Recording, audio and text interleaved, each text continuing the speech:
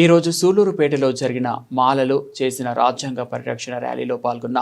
రాష్ట్ర మాల Mahanadu working president స్వర్ణ Venkaiah, republic party రాష్ట్ర అధ్యక్షులు దాసరి చెన్నకేశవులు, మాల ఉద్యోగ సంఘాల రాష్ట్ర అధ్యక్షులు తుల్లిబిల్లి అశోక్ బాబు, శ్యామ్, చాగయ్య, చిన్న, కిరణ్, దాసు, సుధాకర్, రామాంజనేయులు యువకులు ఎక్కువ సంఖ్యలో పాల్గొని బాబాసాహెబ్ అంబేద్కర్ విగ్రహానికి పూలమాలలతో అలంకృత చేశారు.